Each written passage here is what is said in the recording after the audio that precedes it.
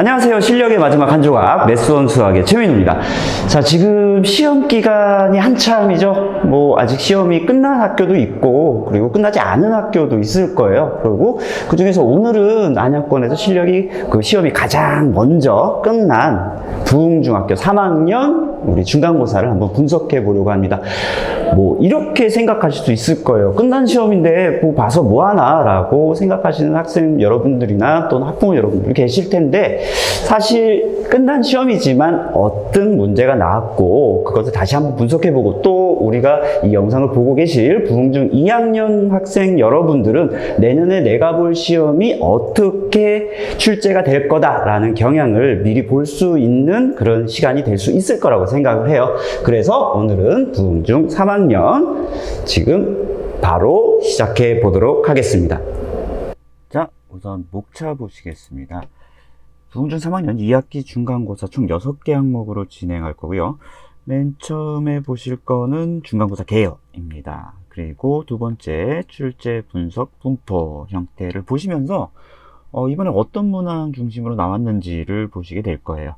그리고 작년도 2022년도 시험과 비교해 보면서 어떻게 시험의 경향이 바뀌었는지를 보시게 되겠습니다. 네 번째 항목에서는 전반적인 난이도를 분석해 볼 거고요. 그리고 다섯 번째 항목에서는 저희 매스원 수학에서 준비한 교재와 학교 시험의 실제 기출의 적중도를 살펴보도록 할 겁니다. 마지막 총평을 통해서 오늘 분석을 마치도록 할 겁니다. 자, 우선 중간고사 개요를 보도록 하겠습니다. 가장 먼저 2023년 9월 14일에 시행됐죠. 고사 2일차에 진행되었습니다. 그 다음 시험 범위는 삼각비에서 원과 직선까지 시행이 됐습니다. 중단원 3단원 밖에 되지 않는 범위이기 때문에 그렇게 시험에 부담이 있지는 않았을 거라고 생각이 돼요. 세 번째, 전년도 대비 20일가량 빠른 시행이 이루어진 것으로 판단됩니다. 자, 방금 설명드린 것처럼 고사 2일차 시험이었습니다. 첫날 시험 보는 것보다 마음적인 부담 조금 덜 했을 수도 있지만 그래도 첫날 시험의 성적이 여파가 조금 올 수도 있었을 거라고 봐요. 그래서 시험은 항상 끝나고를 자기 감정을 정확히 멘탈을 추스려 가시면서 시험을 보시는 게 중요하다고 보고요. 시험 범위를 보시면 삼각비에서 원과 직선까지 출제가 됐습니다. 중단은 3단원 분량으로 양이 적고, 그리고 삼각비에서 원과 직선을 관통하는 이론은 피타고라스 정리입니다. 그 이론에 대해서 정확한 이해도가 있었다면 어렵지 않게 공부를 할 수 있을 거라고 봅니다.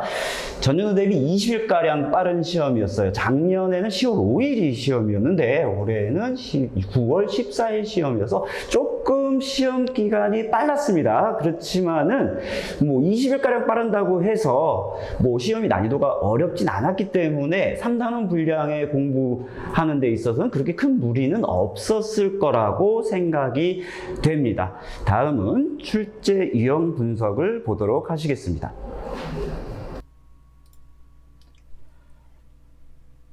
다음 출제 분석 분포 보도록 하죠. 자, 지금 보시는 화면은요, 저희 매스원 수학에서 자체적으로 분석한 이번 시험 분석표입니다. 삼각비가 보신 바와 같이 상당수 많이 나와 있는 것을 보실 수 있고요. 원의 성질. 자, 중단원으로 비교해 보셔도 그 비율이 지금 삼각비의 활용이 좀 적은 것을 보실 수가 있을 겁니다. 유형 분석 파트에서는 저희가 나름 저희 매스원 수학 아래 시스템에서 나름 분석한 각 문항에 대한 유형 분석이에요. 자, 객관식, 주관식 보신다면 요새 추세가 거의 대부분 객관식만 출제하는 경향으로 되고 있죠. 그래서 객관식이 23문제 모두 출제되었습니다.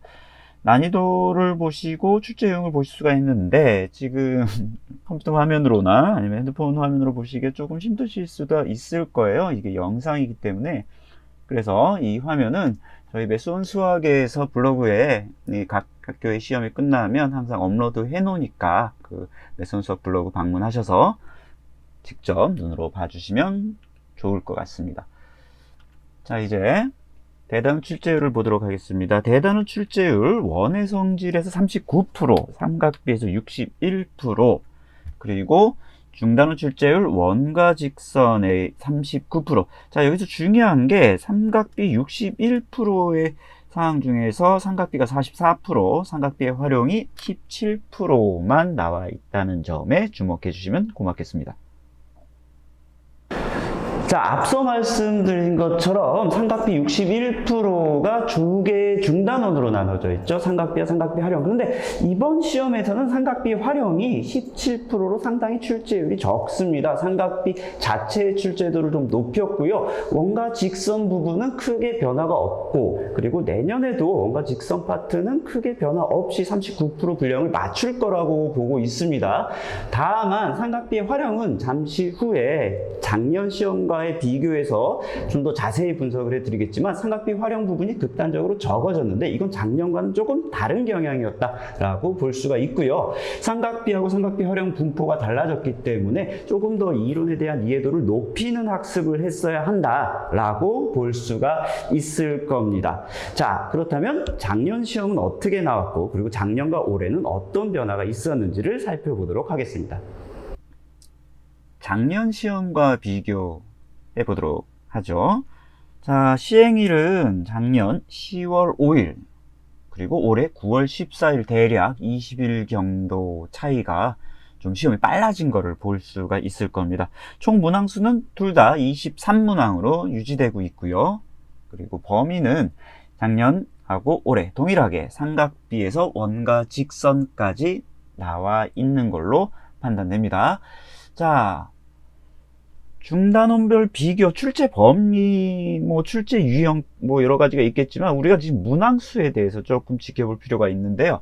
자, 일단, 올해 문항수는 아까 보신 바와 같이 삼각비 10문항, 삼각비의 활용 4문항, 원과 직선 9문항으로 구성이 되어 있었습니다. 아까 말씀드렸다시피 삼각비의 활용이 상대적으로 적게 출제됐다라고 볼 수 있었는데요. 작년 범위를 보시면은 삼각비가 6문항, 그리고 삼각비의 활용이 9문항, 그리고 원과 직선이 8문항이에요.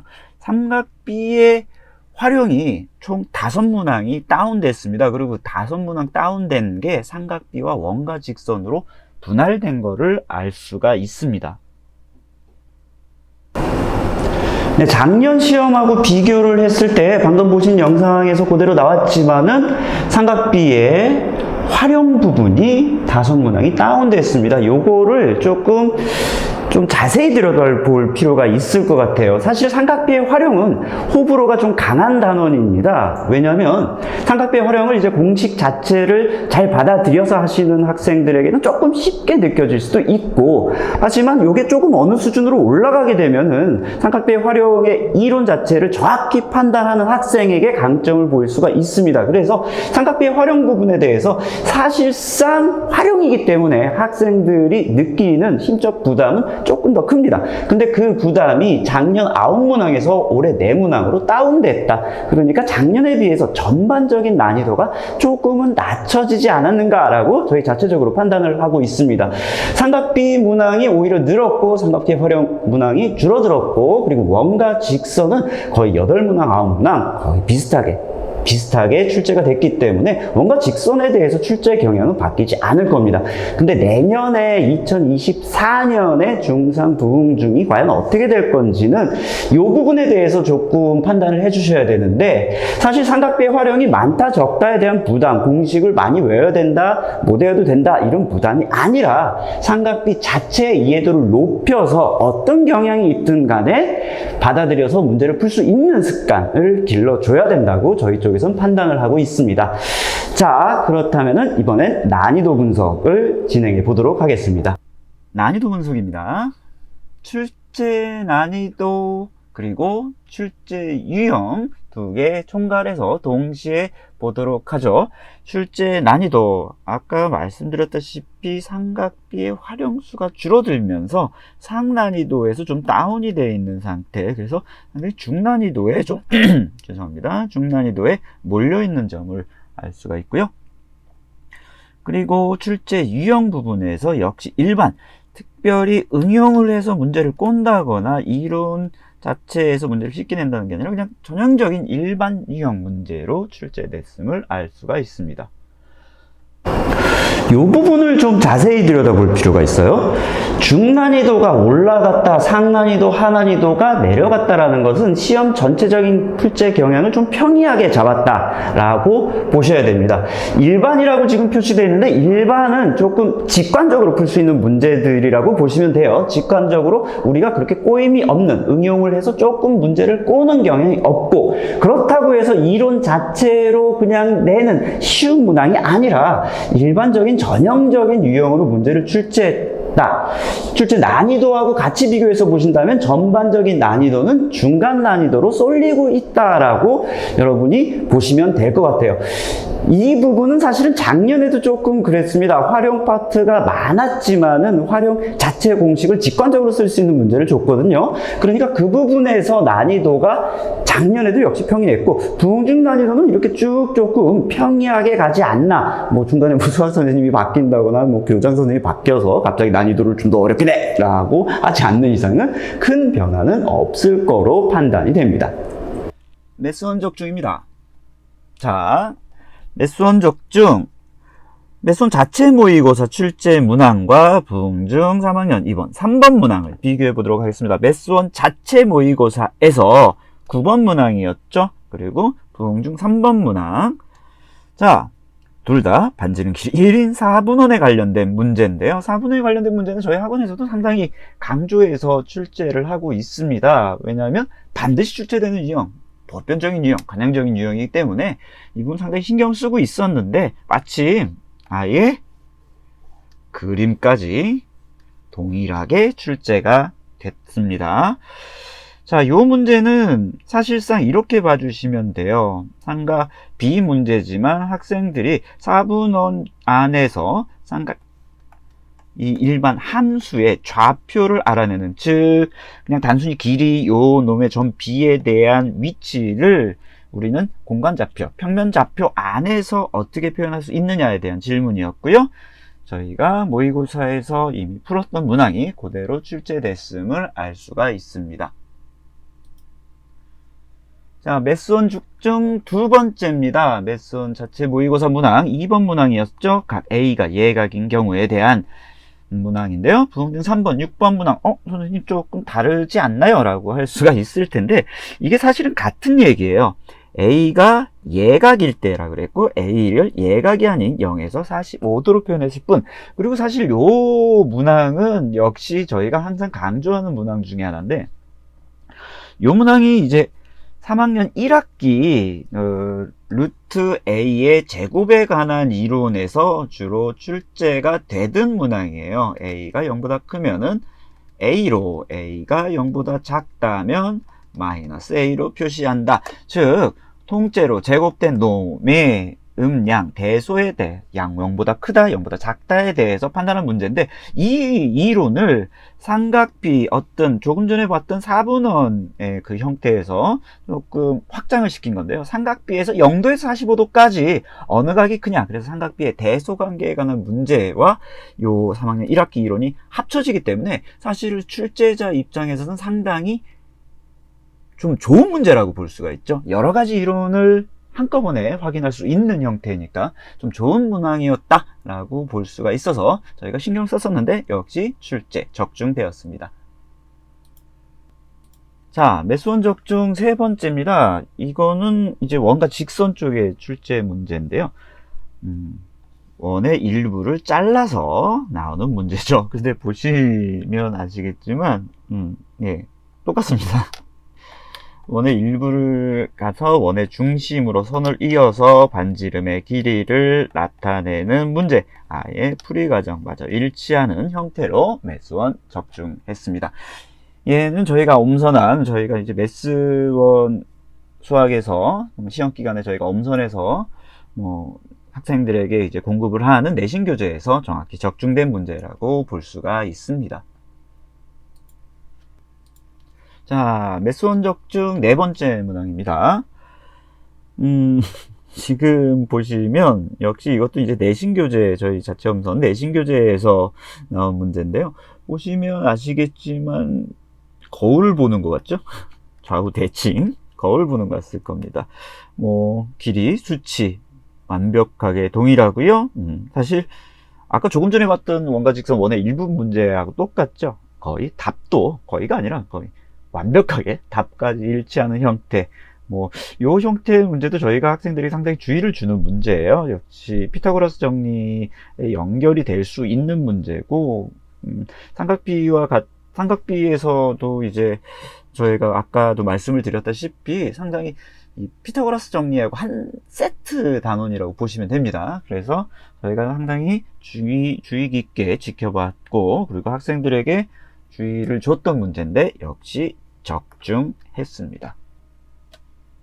자, 방금 메스온 적중을 보셨는데, 뭐, 사실 네 문제뿐만 아니라 뭐, 나머지 문제들도 대부분 저희가 출제 경향 분석해서 낸 출제 기준에 대해서 낸 문제에서 거의 적중이 되었습니다. 그런데, 뭐, 티내기는 좀 뭐하고요. 아까도 말씀드렸다시피 이번 시험은 상당히 보편적인 문제였어요. 그러니까 그닥 저희가 냈던 문제 안에서 많이 풀리고 했던 문제 안에서 출제를 됐기 때문에 거의 대부분 맞습니다. 그런데 저희가 대표적인 네 문제 엄선해서 보여드린 거고요. 자, 그리고 이제 마지막으로 전체 시험에 대한 총평을 내볼까 합니다. 자, 일단 첫 번째 한번 보도록 하겠습니다. 첫 번째는 전년도 대비 난이도는 조금 하락했다. 물론 전년도도 조금 평이한 수준이었지만 거기에 대해서 조금 하락했다. 이렇게 판단하는 것은 그냥 문제 자체의 난이도보다는 학생들이 느끼는 심적 부담 난이도가 조금 더 하락을 했다. 왜? 활용 부분을 좀 겁내는 학생들이 좀 많아요. 자기들이 공식을 조금 잘 외우지 못했습니다라고 해서 겁내는 부분이 많은데 그 부분이 조금 하락했다라고 보실 수 있을 겁니다. 두 번째 항목을 보시면요. 연계성 있는 출제 범위로 학습이 용이했다. 제가 오늘 분석 내내 말씀을 드리는 건데 삼각비부터 원과 직선까지는 어떻게 보면 피타고라스의 정리의 확장판이다라고 이해해 주시면 돼요. 그러니까 기본으로 갖고 있는 이론 자체는 피타고라스 정리가 덩어리로 버티고 있는 겁니다.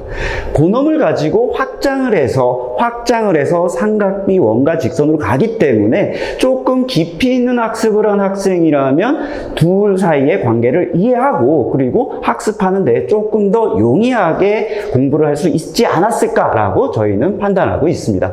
마지막 세 번째를 보실 텐데요. 이론을 충실히 공부한다면 고득점이 가능했다. 무슨 말이냐면 난이도 자체는 그렇게 높지가 않았습니다. 하지만 이번에서 말씀드린 것처럼 연계성 있는 학습을 했다면 그리고 그 이론을 바닥으로 충실히 공부를 한다면 반드시 고득점을 맞을 수 있었다. 뭐 특별히 이 학생들의 점수를 변별력을 주기 위해서 아주 어렵게 꼬은 문제도 없었고 그렇기 때문에 자기 실력을 그대로 발휘했다면 충분히 100점 뭐 하나 정도 실수는 하면 안 되겠죠, 여러분? 근데 실수 정도만 하는 걸로 문제를 마무리할 수 있었을 겁니다.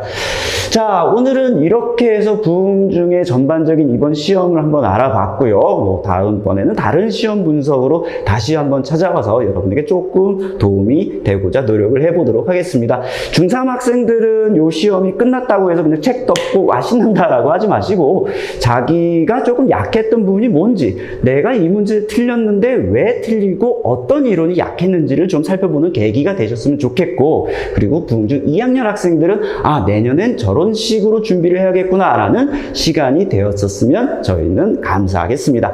자, 이상으로 실력의 마지막 한 조각 메스온 수학 지금까지 최민이었습니다.